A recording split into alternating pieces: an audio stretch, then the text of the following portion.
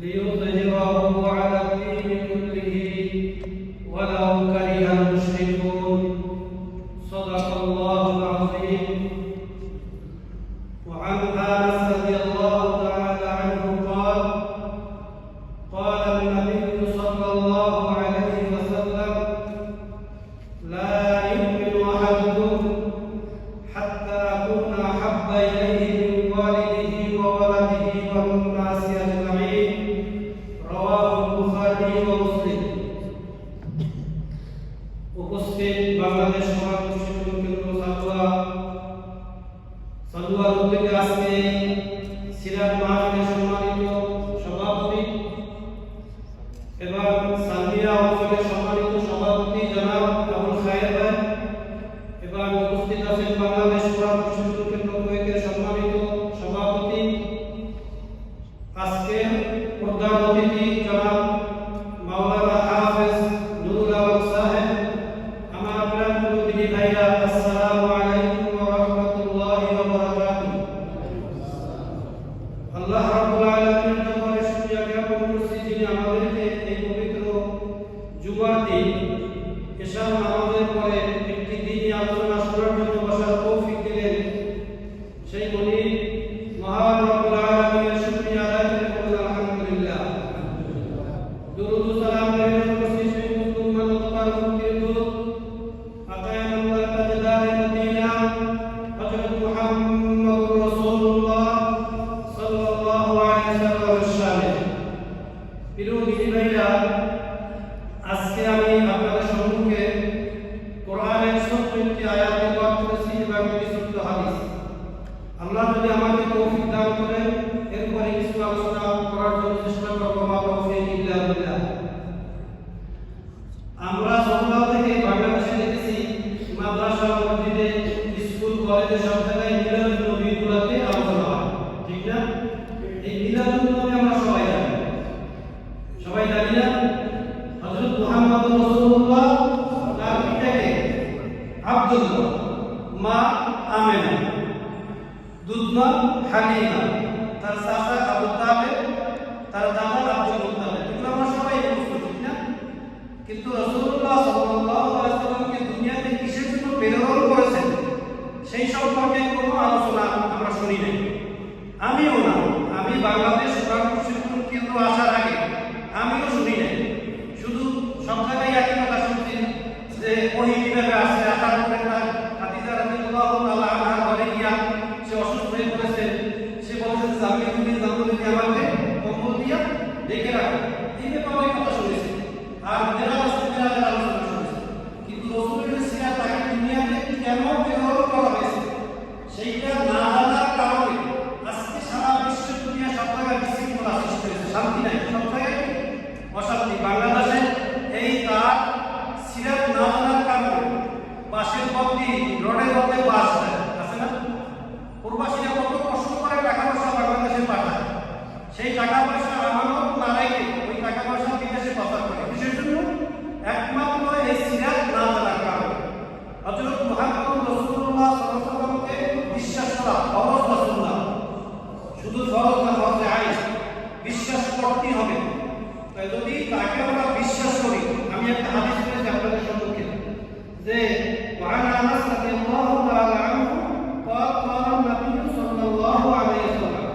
হযরত আনাস রাদিয়াল্লাহু তাআলা আনহু থেকে বর্ণিত, তিনি বলেন রাসূলুল্লাহ সাল্লাল্লাহু আলাইহি ওয়াসাল্লাম বলেছেন, লা ইউমিনু আহাদুকুম, তোমরা কখনো ঈমানদার হতে পারবে না যতক্ষণ পর্যন্ত তোমাদের পিতা, ছেলে সন্তান এবং সমস্ত মানুষের উপর আল্লাহ রাসূলকে ভালোবাসতে পারবে। ততক্ষণ পর্যন্ত যতক্ষণে আল্লাহ রাসূলকে তাদের উপরে ভালোবাসতে পারবে, ততক্ষণ তোমরা মুমিন হতে পারবে না। তাহলে দেখেন আমরা কি তাহলে সঠিক মুমিনদার আছি নাকি নাই? কিসের জন্য? আমরা সবাই বিশ্বাস করি রাসূলের উপর কোরআন নাযিল হয়েছে, সেই কোরআন পড়ব, নামাজ, তারপরে নামাজ ফরজ হয়েছে, সেই নামাজ আমাদেরকে শিখিয়ে গেছে, নামাজ পড়ব, রোজা তারপরে ফরজ হয়েছে, আমাদের উপর ফরজ, আমরা রোজা করব। কিন্তু রাসূলুল্লাহ সাল্লাল্লাহু আলাইহি ওয়াসাল্লাম একজন বিচারক ছিলেন, সেটাকে আমরা বিশ্বাস করি? আমরা অনেকেই করি না। তিনি যে রাজনীতি করতেন, পুরো কোরআনটাই একটা রাজনীতি, সেই রাজনীতিতে আমরা বিশ্বাস করি না। তাহলে আমরা রাসূলকে বিশ্বাস করতে না পারলে আমরা সঠিক ঈমানদার হতে পারবো? কখনো পারবো না। সেই জন্য আমরা এমন একজন মহামানব এখানে আজকে আমরা আলোচনা করতে এসেছি। দুনিয়াতে যত রাজা বাদশাহগণ আছে, কেউ কি বলতে পারবে যে আমার ভিতরে যা কিছু আছে সেগুলো তোমরা প্রকাশ করো? কেউ বলতে পারবে? কেউ পারবে না। কিন্তু একজন মহামানব তিনি সাহাবাদেরকে ডেকে ডেকে ডেকে বলছেন, হে সাহাবীরা শোনো, আমার ভিতরে আমি কিভাবে চলাফেরা করি, আমি কিভাবে পায়খানায় যাই, আমি কিভাবে চলাফেরা করি, মানুষের সাথে মেলামেশা করি, যা কিছু করো, যা কিছু করো তোমরা কি করো? লিপিবদ্ধ করো। আজকে আমাদের যে হাদিসগুলো আছে, বুখারী, মুসলিম, যা কিছু আছে সবই তার সিরাত। সেই সিরাত থেকে আমরা অনেক দূরে সরে গেছি।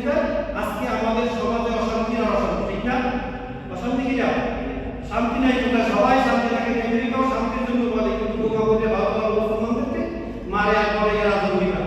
এরা কি জঙ্গিবাদ? তা আমি যে আয়াতটা আপনাদের সম্মুখে তেলাওয়াত করেছি, আল্লাহ রাব্বুল আলামিন বলতেছেন যে হুয়াল্লাযী আরসালা রাসূলাহু বিল হুদা ওয়া দীনিল হক, তিনি সেই সত্তা যিনি তার রাসূলকে প্রেরণ করেছেন দ্বীন হক সহকারে, এবার ওয়া দীনিল হক লিইয়ুযহিরাহু আলা কুল্লি, যেই দিন সহকারে দুনিয়াতে প্রেরণ করছে ওই দিনকে সমস্ত দিনের উপর বিজয় করার জন্য তাকে কি করছে? দুনিয়াতে প্রেরণ করছে। এই দিন কায়েমের কথা বলতে গেলে আমাদেরকে বলে কি? রাজা বলে না? হ্যাঁ, মৌলবাদ। মৌলবাদ জানি এখন আছে না? আমাদের সাবেক প্রধানমন্ত্রী যাওয়ার পর কি মৌলবাদ থেকে আছে? ওরা যত মৌলবাদ বলবে আমরা মৌলের উপর আছে। আমরা এই মৌল নিয়ে সামনে যদি এগিয়ে যেতে পারি, অবশ্যই আমরা দিন কায়েমের চেষ্টা করতে পারবো যদি আল্লাহ কবুল করে ইনশাআল্লাহ। আল্লাহ দিন কায়েম করাইবে কি করাইবে না আল্লাহকে প্রশ্ন করবে না, কিন্তু আমি চেষ্টা করেছি কিনা, আমি চেষ্টা করছি যদি না করতে পারি তাহলে কোনোদিন পরিপূর্ণ হবে। সেই জন্য আমাদের চেষ্টা করতে হবে।